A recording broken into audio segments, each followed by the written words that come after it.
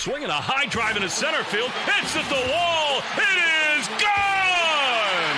Casas does it again. It's gone! It's into the bullpen! This game is tied!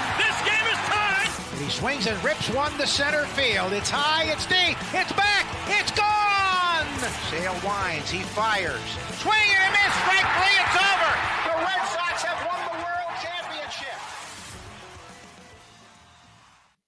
Welcome back to Play Tessie. It is episode 236. This is the official Red Sox podcast of WEEI. Before we get going, hit that subscribe button, rate 5 stars, find us on YouTube, subscribe to WEEI's YouTube channel there, find our Play Tessie playlist there, hit the thumbs up on all of our videos, and find us on the socials at Play Tessie on Twitter, Instagram, and TikTok. Here with Sammy, here with Pat.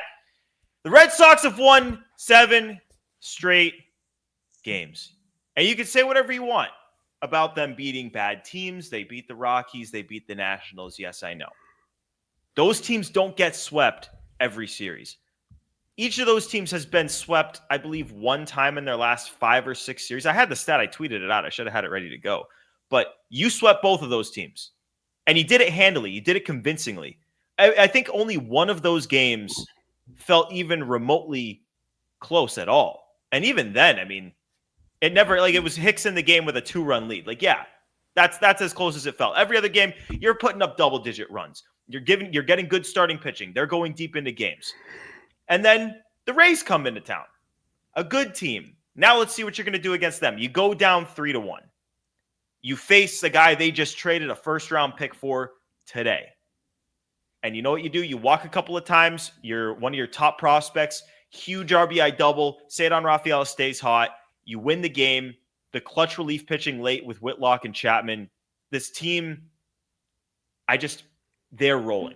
They're rolling, and it's time for us to come on this podcast and answer the question, do you buy in to what they're putting down? Because I think a lot of people, and I'm not saying you're wrong if you're doubting them. It's okay. Like, it's an opinion, and it's valid if that's either of your opinions. They have a gauntlet of a schedule starting right now for at least a month. It gets a little bit easier. They've got some like a month period where you got some Baltimore, some Vegas Athletics, or whatever you want to call them.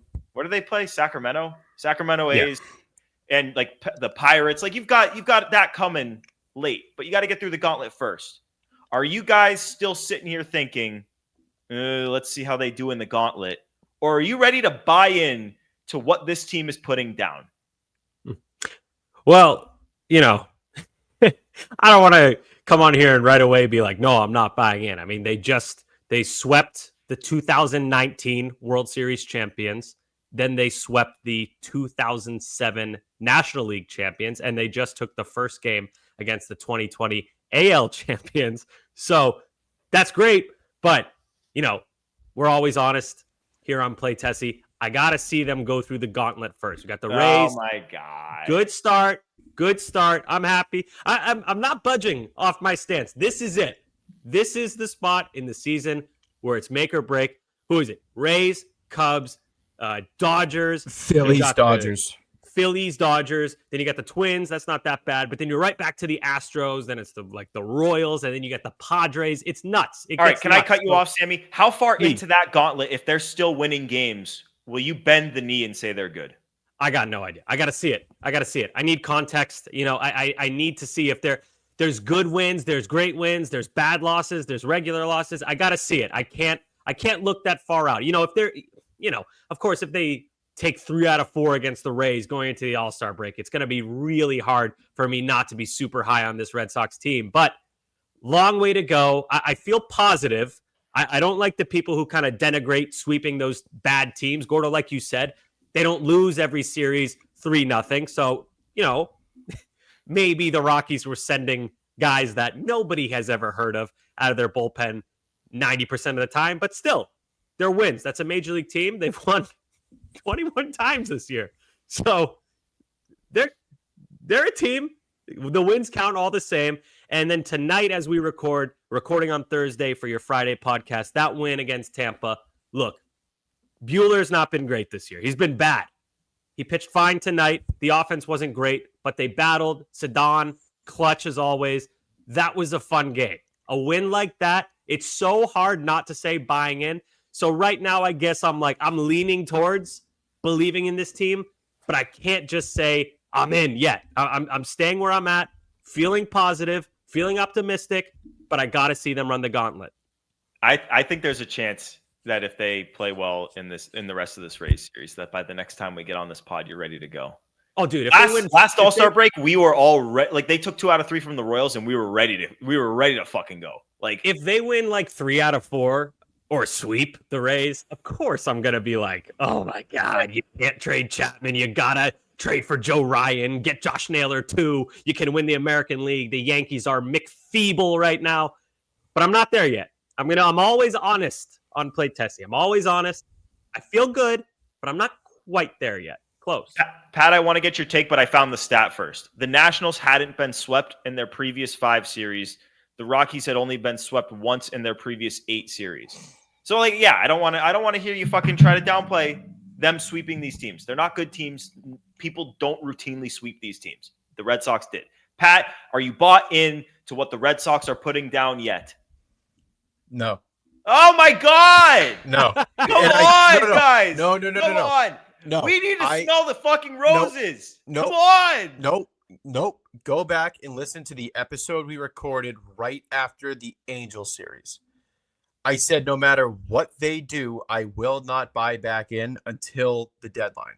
So that being said, I will have my bought in or selling judgment Monday, July 28th. So after the Rays, Cubs, Phillies, Dodgers. So that's a 13-game stretch. They at least have to go 7-6. Right now they're 1-0. 7-6 for me to buy what they're selling. Okay. Let me rephrase this question for you guys. Because right now, I mean, we're recording the Mariners-Yankees game is not over. Sammy, do you have how close is that to being over? The Mariners the Yankees are down to their down to their last strike, but they got 2 men on in the winning run at the plate, and it's Ben Rice. And hold on, I might have a live react.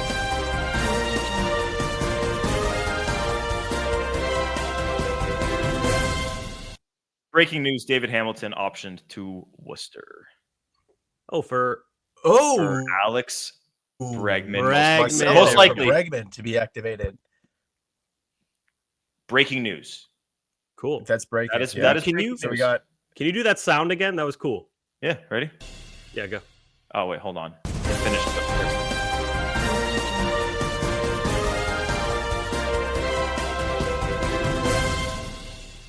You know what that sounds like? That sounds like when you have a big battle in one of the Pokemon games. It's like when you walk in. Okay, so Munoz has walk the bases loaded. All right. Okay, so the Red Sox, as we speak right now, the Red Sox are in a playoff spot. What I was getting at before David Hamilton got optioned, I completely lost my train of thought, but I think I got it back.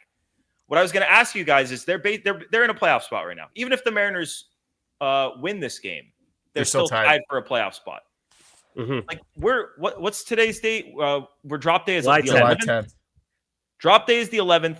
That means there's 1, 2, 3 weeks until the trade deadline. How far out do they need to be for you guys to because I assume you're not selling. I know you guys are saying that you're not bought in. I agree. It's a different question. I know it's a different question.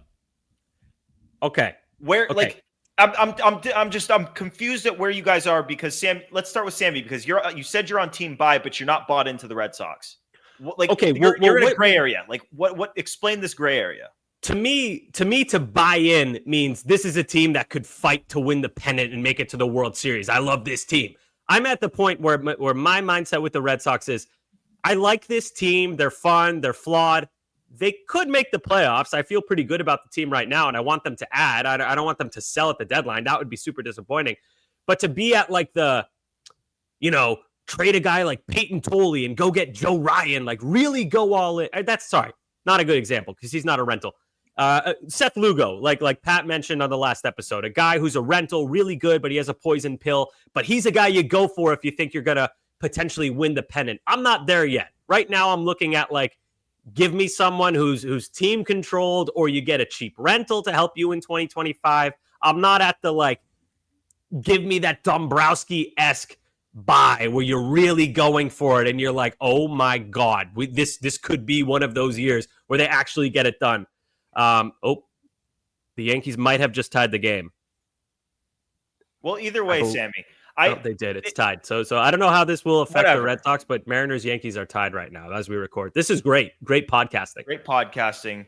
But Sammy, I agree with what you're putting down, because even if the Red Sox are, let's say, 3 games up on the last wild card spot at trade deadline time, I'm not gonna sit here and tell you I want this team trading for the best rental starting pitcher and first baseman and relief pitcher on the market, because that's what you do when you're a division winner, World Series or bust kind of team. I still want this team building with an eye on the future. So I want them investing in guys with team control. But it's going to take a lot for me. Like, even the buy-sell thing, not counting the outfield. Can I ask you, what does it mean for you to buy in? To think that this team has a legitimate good chance at making the playoffs. Oh, because I'm there. I already think they have a really good chance at making the playoffs. Like, so what is buy into to you when I asked that the first time? Because what I'm asking is what they're doing for real. Yeah, I mean, like, not like they're going to win every game.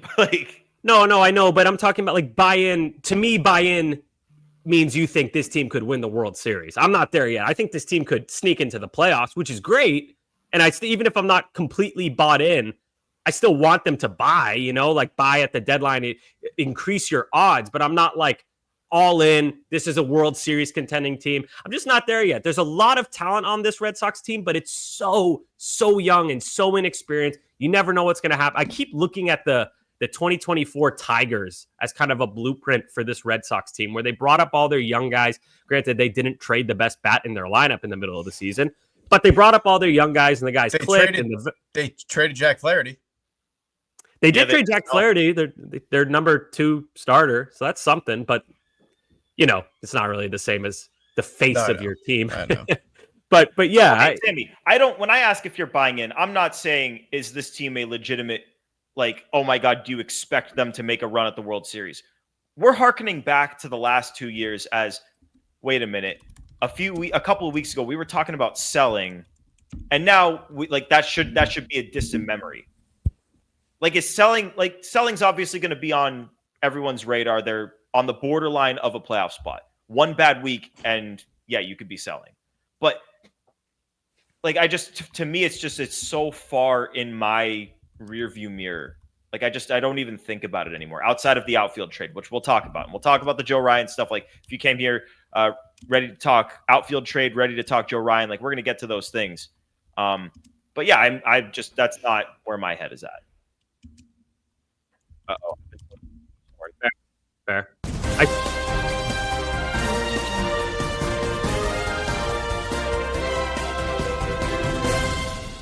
Oh my God, so much news. In a shocking turn of events, no one saw this coming.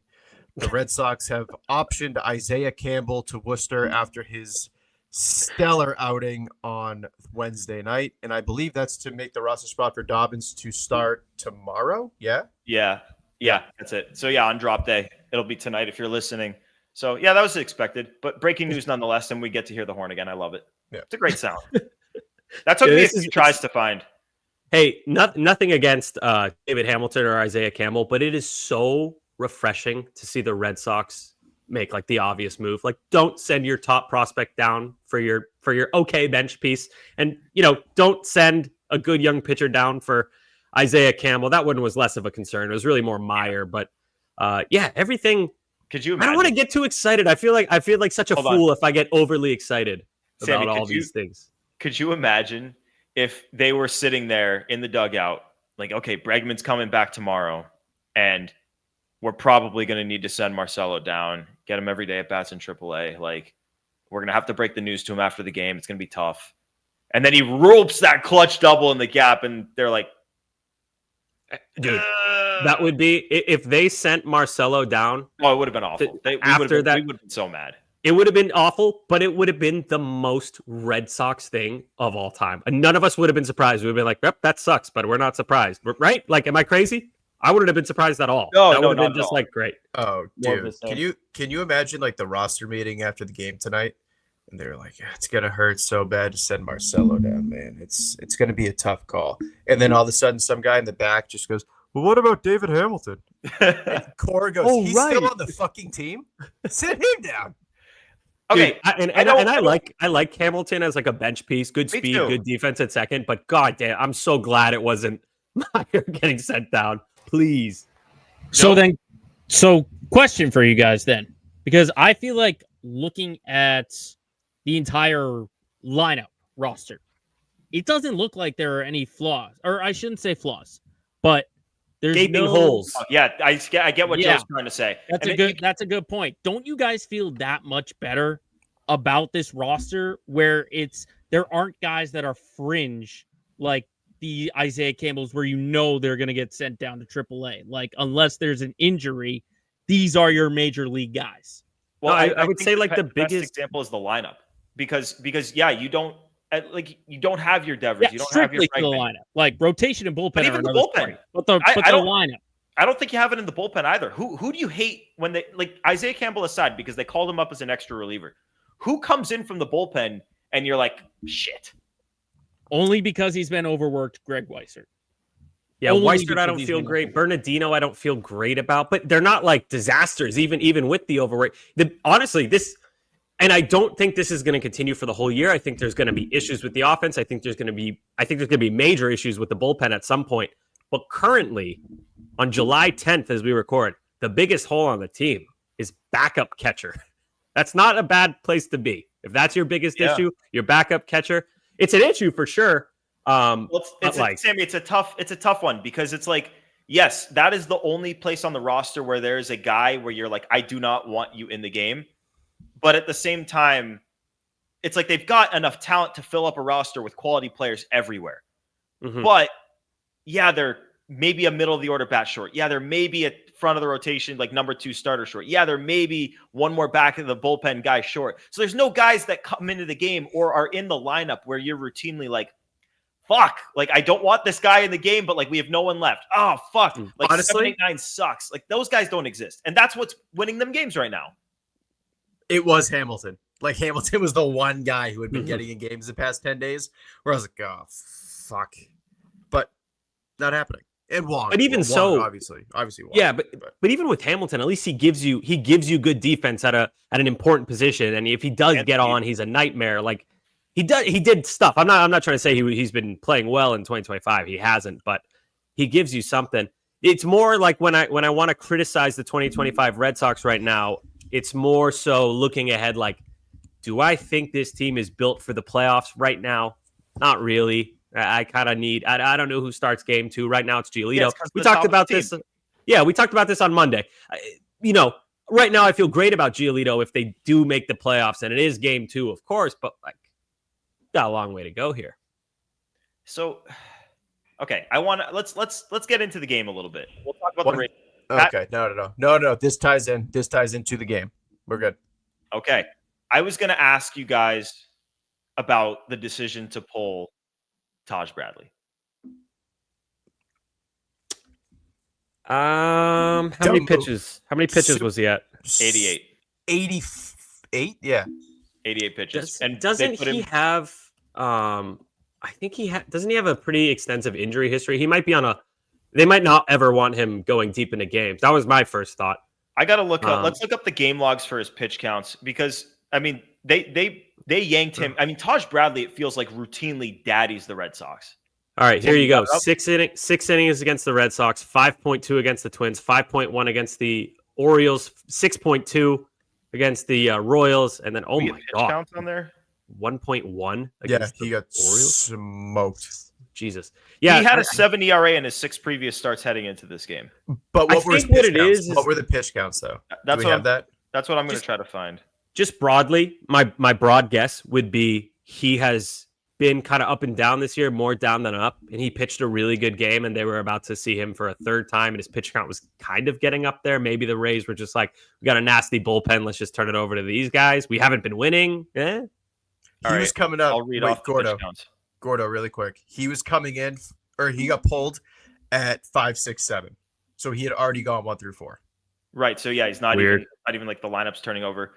Since the start of June, here's his pitch counts: 104, 77, 84, 47, 87, 95, 88. So this, I mean, it does look. Looking at this, he is routinely pulled in the 80s. Like before that, his previous 5 starts: 91, 84, 82, 84, 88. So I mean, it's not like it's out of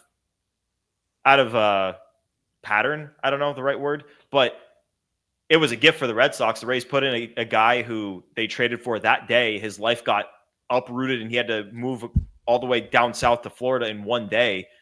Brian Baker, they traded a first-round pick for him. Like he's been a good pitcher. He's thrown a lot this year. Like we talked about Greg Weissert and Bernardino throwing a lot. Brian Baker was that for the Orioles this year.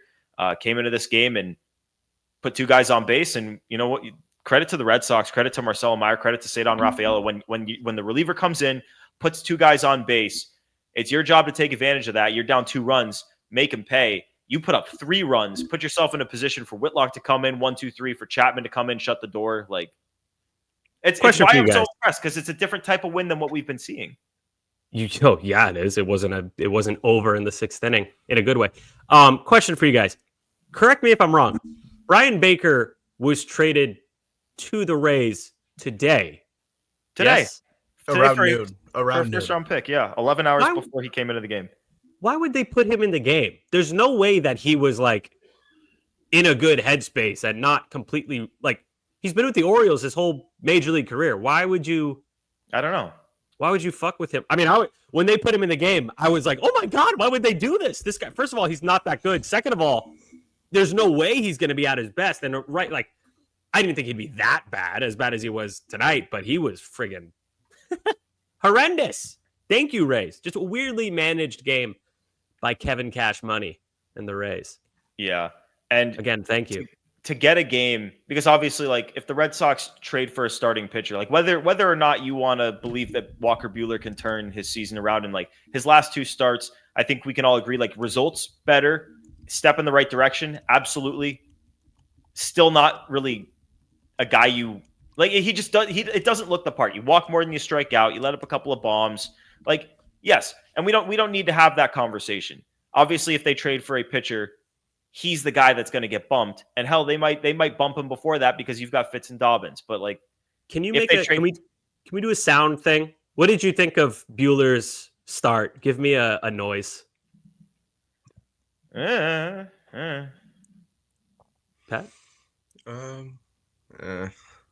Oh, Pat's a little more negative on it than I was. What about you, Sammy? Mine was like, That might be a little bit too positive, Sammy. No, that's like, all right. You just it's 6 innings. You just made the noise of the gif of the guy on the Heat on the bench going. It's like, all right, yeah. Oh, no, Sammy, what the noise you made is the game he got thrown out in against the Mets. He pitched well, but he only went 2 2/3, so he got thrown out. But it's like, oh, he was looking good. Oh no, that would have been like, you were doing well. Yeah, this one was like the noise I was making was kind of like a, all right, okay, not great. Like Larry David. If Larry David were a big Red Sox fan and he was watching Walker Buehler, he would have been. Oh, Larry would hate Walker. All right, give me the noise. Mopey face. I hate it. Give me the noise that you would use to describe his start against the Angels. Oh. Pat. All right. Fuck. Buehler does it too, but it's a little bit more higher pitch. Crochet sounds like he's like echoing in a deep cave. Fuck. That's what's funny is we asked Walker Buehler if he wanted to do like a quick interview with us, and he kind of answered like that. He was like, no. And we're like, all right, maybe another time. Not in a mean way, just kind of like a. It was like he was rewinding something he had said earlier. But the point I was getting to when I brought him up is it's big to win a game that your 5th best guy is starting, because it's not one of those games where Lucas Giolito or Brian Bayo is going out there. And like those guys, like last 6 starts, let me quickly pull up the numbers on what those guys have been doing. All right, Giolito, his last 6 starts, 38 and 2/3 innings pitched, 0.7 ERA, 2.62 FIP. Brian Bayo in his last 6 starts, coming off a complete game in which he had a shutout going into the 9th inning. 39 and a third, 2.52 ERA, 3.85 FIP. Similarly to how I asked you guys about, are you buying into the Red Sox? I feel like this is kind of the same exact question over again, because I feel like if you're buying into Giolito and Bayo, you are buying into the Red Sox. So the question is, what can you reason? Because obviously Giolito's not going to pitch to an 0.7 ERA the rest of the season. He's got an ERA at, like, what is it, 3.3 something now? Like, he's 3.36. 3.36, which is lower than all of his best years with the White Sox. Bayo has, honestly, he's pitched to a low to mid 3s since the All-Star break of last year, since that Miami start of last year. So actually since before the All-Star break. How much can fans buy into these two guys? Like, what are you seeing from these guys that either gives you faith that it's going to continue, or is making you exercise caution? Giolito? Either of them. I mean, Giolito, like the strike throwing ability, the confidence is through the roof. You see him in the dugout. He looks like he's like taking a walk through the park. I think that's how he operates. Like, he's not one of those, like Garrett Crochet, when he starts, he's very locked in. Like, don't look at me, don't talk to me, kind of type like that. At least that's how it looks from the outside looking in. Giolito looks like he's just having a grand old day. All his pitches are working for him. It doesn't really matter who he's facing. He pitches the same all the time. And for a guy like him who has done it before, a guy like, it's not like nothing against Richard Fitz or Hunter Dobbins. When you watch them have success, you're like, wow, this is interesting. I hope they can keep it up. With Giolito, you're thinking like, oh my God, he's back. Is this 2019 Lucas Giolito, the guy who we saw get Cy Young votes? Like, is this guy on the Red Sox now? So when you watch him, I don't know. It's just different. It instills a lot of confidence as a fan. That's, like I said earlier, that's the game 2 starter if you got to pick one. But yeah, man, I mean, what more can you say about Giolito? He's been unbelievable. Yeah, I mean, based on the last 5-6 games, each of them, it's hard to say, like, there's not meaningful strides being taken. It's not like it's a one-off start or two starts in a row. Like, it's a meaningful streak for both of these guys now.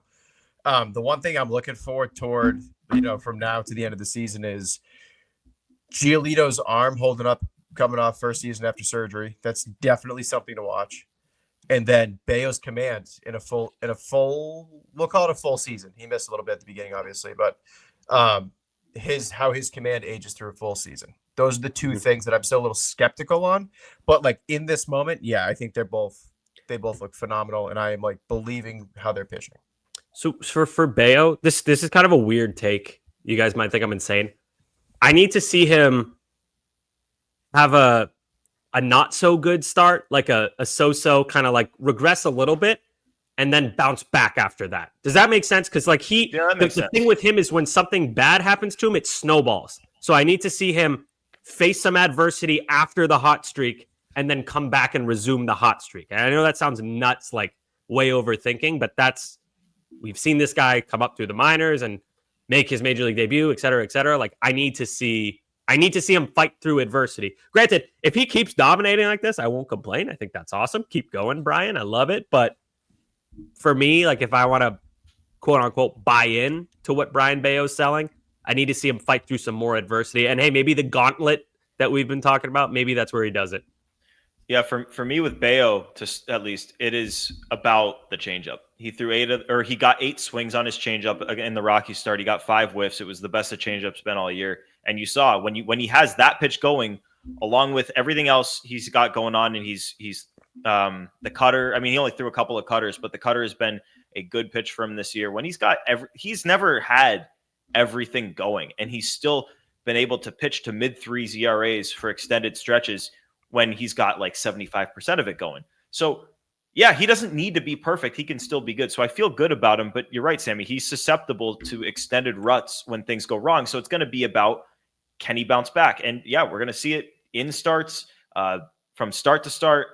And then with Giolito, I have a much more difficult time, like, picturing what he's going to be doing on a start to start basis moving forward. Because right now, every time he goes out on the mound, I have like extreme confidence that he's going to go out there and shove. But but he's not one of these guys where it's like, oh, high velocity. Oh, he's basically fastball, changeup, and he mixes in the other two pitches, the breaking balls, the sweeper and curveball. He mixes it in. But like, so it's harder for me to evaluate, like to look at a guy like that, because it's basically, is he locating his stuff? Is he throwing strikes? Does he have confidence? And he does right now, and I fully expect it to continue. But it's not a guy that I've seen pitch for a full season. Like, this is my first half season watching him on a start-to-start basis. So it's a little bit tougher to evaluate with him. But, I mean, with the way he's pitching, you can't feel anything but awesome when he takes the mound. I don't care who it's against. The last two, I get it, Nationals and Rockies. But before that, like his start before that, he dominated the Blue Jays, who then went on to win 10 straight games. So, and he's been doing it against good teams too. So, and you gotta give credit to the Red Sox pitching lab, who we justifiably criticized earlier in the year because we weren't seeing the results, and we said we'll be patient, but we haven't seen it yet. Giolito, we talked to Bradfo, spoke with him about the skeleton machine. The Red Sox, if you haven't heard that interview yet, go listen to it after this episode. But the Red Sox have a machine that basically analyzes a pitcher or a hitter's skeleton, and it shows like how they're moving with every pitch. And the Red Sox basically broke it down with Giolito. They figured out what movements work for him, which ones don't, when is he getting success, blah, blah, blah.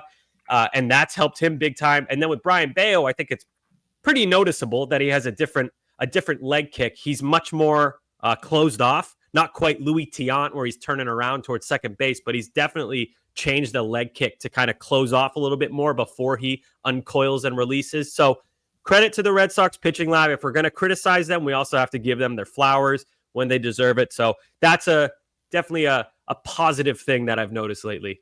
For sure. And honestly, regardless of what you think about these guys, I think if you told me or any Red Sox fan that, hey, Lucas Giolito is going to start game 3 of the postseason, Brian Bayo is going to start game 4, you'd feel pretty good about that. And that brings me to the next topic here, is that Joe Ryan report, where John Morosi said that the Red Sox have been monitoring Joe Ryan's availability. Bradfo said the Red Sox have been in on or interested in Joe Ryan. They've liked Joe Ryan for a long time. So Joe Ryan's got 2.5 years of control left. He is going to be expensive. I obviously, like when we hit the offseason last year, we talked about Garrett Crochet. Everyone knew how expensive that price was going to be. The trade chatter, in the offseason, it's all we have. So the potential packages for Crochet, I think people knew it was going to cost a ton. I don't know if people have quite grasped how much Joe Ryan would cost. That's not me saying don't go out and get him. I think there definitely is a path for the Red Sox to get this guy if the Twins do in fact make him available, which again is an if. Like they're not a team that's all the way dead. And even if they are, like that, this is a division, the AL Central, that flips around every single year. Like they could go out there and win that division next year. And like I said, he's got 2.5 years of control. So I'm curious, where do you guys stand on Joe Ryan? Do you want the Red Sox to pay what you think it would take to get the guy? If you're on the bubble about it, what needs to happen for you to want them to take that plunge? Like let's all get our Joe Ryan takes out there. Sammy, I'll start with you. Pat, you'll go next, and then I'll follow that. We'll have a good Joe Ryan discourse here. Joe Ryan discourse. So, admittedly, I'm next for who says no. Joe Ryan is not the guy I'm targeting. So this is not a who says no preview. Don't hold anything back either. Like let's go. Someone else, yeah. So. I put this out on Twitter today. I think the cost for Joe Ryan is going to be pretty much the same price as Garrett Crochet for a few reasons. One, he has an extra half a year of team control compared to Crochet when he was traded for. Second, it's a mid-season trade, so the seller, in my opinion, has more leverage. There's more buyers than sellers, especially with expanded playoffs, so the Twins can really hold out and wait for the best offer. And I think if you're the Red Sox, if you want to get Joe Ryan, I don't think Jarren Duran is a fit for the Twins. They have other needs. They have a pretty crowded outfield. And so I don't think he's going to be included unless it's a 3-team trade. But if it's a swap between the Twins and the Red Sox, I think it's going to look like Peyton Tolley, who's your number 1 prospect once Meyer and Anthony graduate, which will be soon. Franklin Arias, probably your best hitting prospect. Password, Yastingson Garcia, who's your best prospect that's close to Major League ready, you could call him. He's in AAA, knocking on the door. Probably if you trade him elsewhere, they might even put him on the major league roster. And then I think one of Fitz and Dobbins. It's going to be a gross price because this is a top 20 pitcher with team control in his prime at 29 years old in the middle of a season with not a lot of buyers or sellers, excuse me. So Joe Ryan, if you want him, you're a Red Sox fan, you got to be okay with not really having much of a farm system after him. You won't have a terrible farm, but you're going to be in that bottom half. You're not going to be a top farm system anymore. You have to forfeit a lot, and the Twins are going to want those top. It's not going to be like, I'd rather give them multiple lesser prospects. Not going to cut it. You got to include Tolley, and you got to include those other top prospects. Otherwise, they're going to trade him somewhere else. Someone else is going to beat your offer. You don't think so? Who do you think? Give me your trade package. I'm interested. I'll tell you what I came up with today. And there's a couple of different teams you could do this sort of format with. Sammy, that format you came up with, I agree. If you're trading one-on-one with the Twins, that's how it's going to have to happen. And that's not how the Red Sox should approach it, in my opinion. I agree. The Red Sox should be trying to use their outfield surplus, which they have. Yesterday, or in the last game of the Rocky series, they sat Cedon. In the first game of the Rays series, they sat Yoshida. In the second game, they're probably going to sit someone else that we all want to see play. Use that surplus to fill your need. The example I came up with today, I'm trying to remember it off the top of my head. I should have written it down. Here's what I think it was. Send Jarren Duran to the Padres. Padres it's a 1-for-1 for them. Send Ethan Salas to the Twins. And then the Red Sox send Peyton Tolley and someone in like the Mikey Romero, James Tibbs echelon to the Twins, and that's how you get Joe Ryan. That's how I would do it. Like, because I don't want to see the Red Sox decimate their entire. And if they are going to decimate their entire farm system, 2.5 years of Joe Ryan is the guy to do it for and the situation to do it for. Yes, but I don't want to see them do that if they don't have to. And they've got this surplus.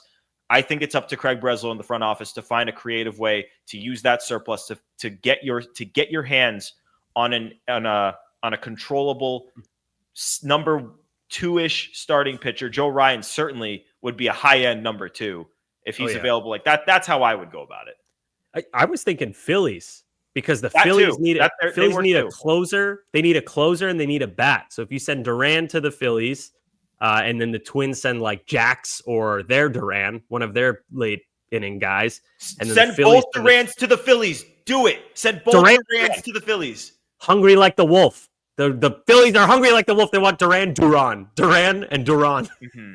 Stupid. Pat, I'm curious. Yeah. What is your, like, when you hear Joe Ryan, first of all, do you want the Red Sox to take the plunge? And second of all, if you want them to take the plunge, how do you want them to go about it? Yeah, I do. I think that Joe Ryan's the exact type that you want to pair next to a Garrett Crochet. He fits your age bracket right now. He is entering kind of in the middle of his prime. It's 2 years of control. The American League is up for grabs, and a move like Joe Ryan kind of puts you into that upper echelon.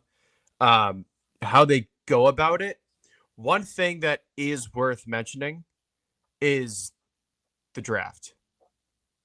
It's a very good starting pitcher draft in the first round this year.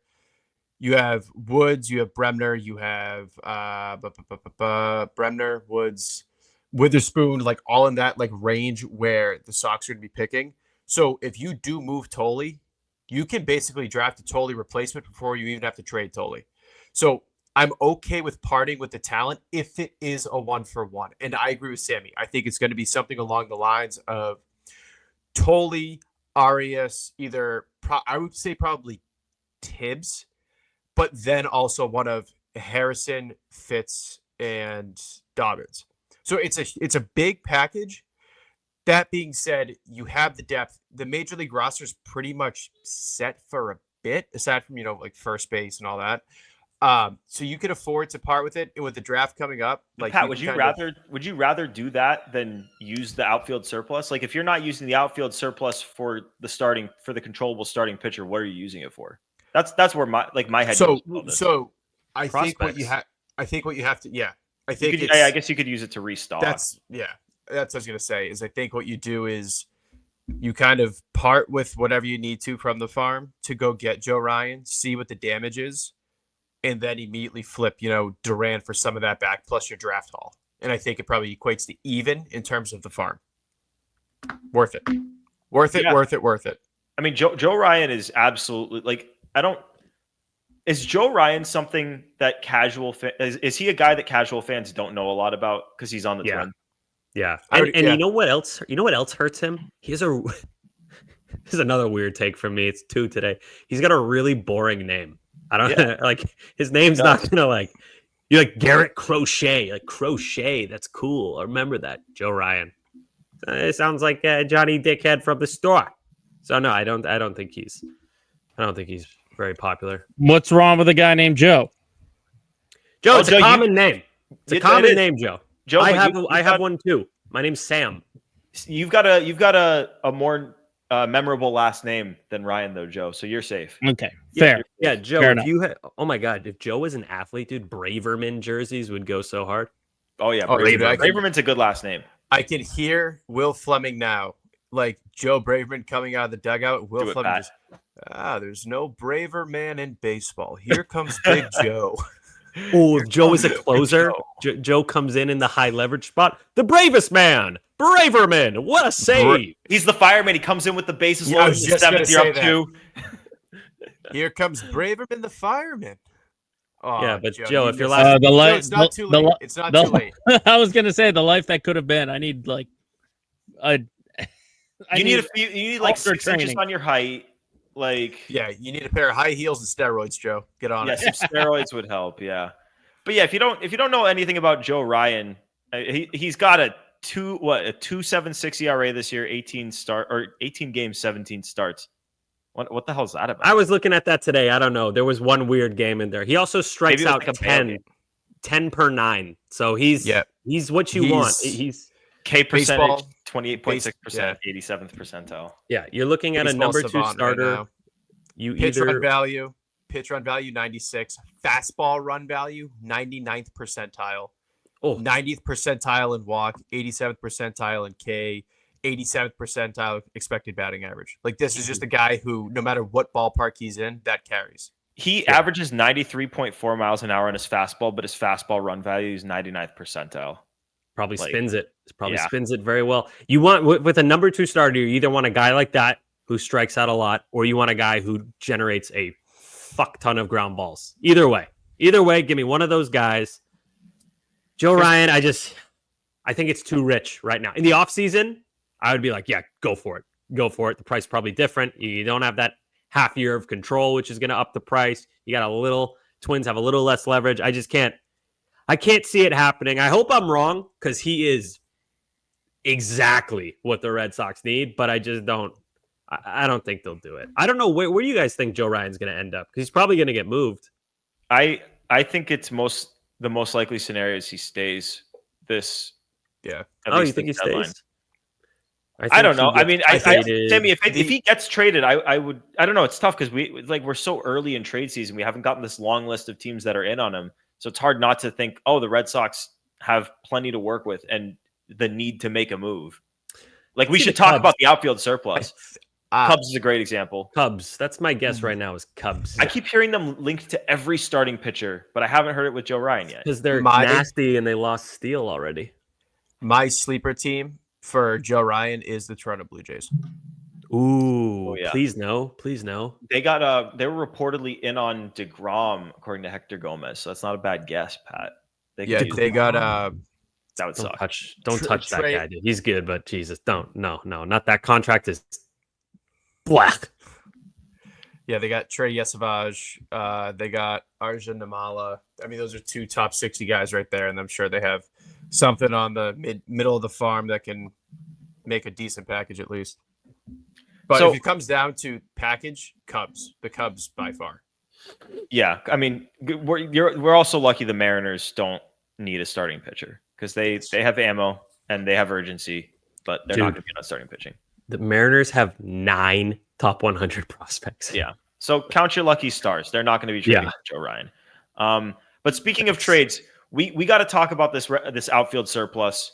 Yoshida back. I was talking about it before. How you're benching a guy every single game that you want to play.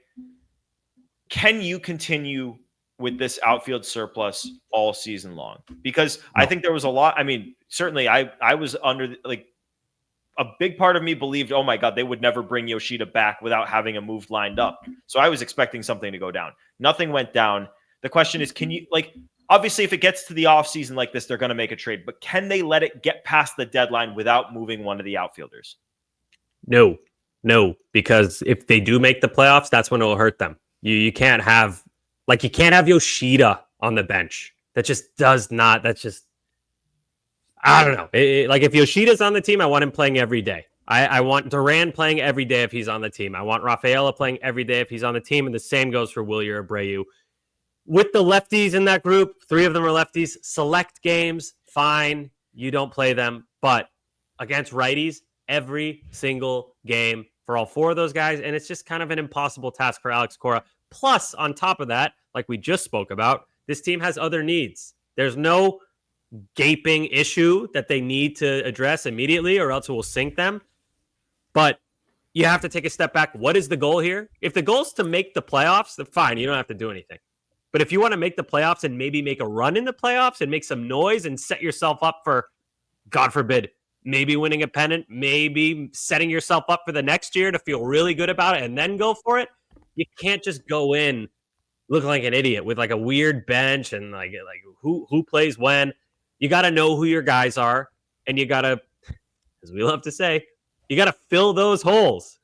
Fill those holes, big or small. They all need love. So I'm hoping, I hope they're not complacent at the deadline. That is my biggest fear. I would almost rather they punt and get something for Chapman, get something for their expiring. Oh God, okay. Stop it. Shush. No. I'm not saying I want them to do that, but the worst case scenario is doing nothing. Then you're just like, what are we doing? Like have some conviction one way or another. It can't be a nothing. Even if you buy and sell. If you buy and sell, I don't love it, but fine. Just don't sit on your hands. Oh, we traded Devers. That's it. Don't do that. Got to do something. Pat, I'll ask you the same question I just asked Sammy. Can it work keeping all of these guys on the? By all these guys, I'm talking Anthony, Rafaela, Duran, Abreu, Yoshida. 5 guys for 4 spots against righties. Can you make it work keeping all 5 of those guys on the team past the deadline and handle it in the offseason, or is this something they have to handle right now? No, you have to handle it right now. You absolutely have to, because it's going to get to a point where the playing time kind of carousel, like, yeah, guys get rest, you have weapons off the bench, like yada, yada. But there's going to be times where it's like the wrong decision, and it's going to come back to bite guys. And it's, you cannot have a valuable commodity in 4 starting outfielders and not capitalize it to meaningfully upgrade the team now and in the future. You just can't do it, because it's a devaluing, or yeah, that's the right word. The value is going down. Depreciating. Depreciating, yes. It's a depreciating asset. So every day that, we'll just say Jaron, every day that Jaron's on the bench, his trade value goes down. Every day that Jaron Duran is on this team throughout the rest of the year, his value goes down. Same can be said about Wilyer. Same can be said about, obviously, Sedon and Rome. They're not going to move. That being said, it's a seller's market because there's not a lot of sellers.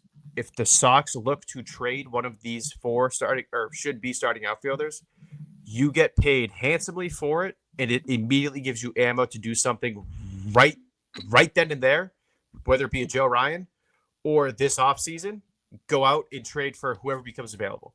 Like it makes too much sense to do it now. Yeah, that's kind of where I'm at too, because like if you want to get literal with it, can they make it work the rest of the way? Yeah, they can. They can do it.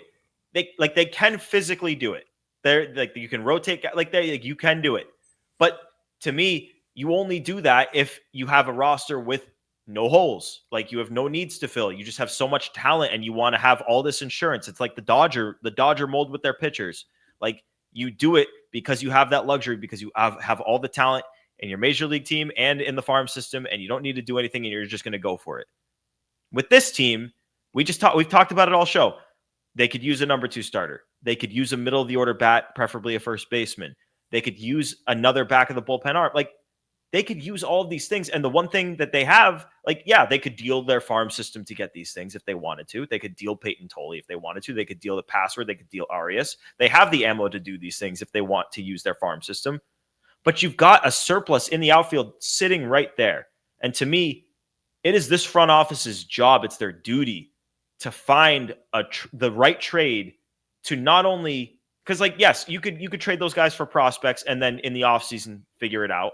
But no, to me, I think it's their duty to find a trade right now or a sequence of trades that cashes in on the value of that surplus, and there's a lot of value there, and then gets you something that your team needs. And to me, I think it's a controllable starting pitcher. I think that's what they have to do.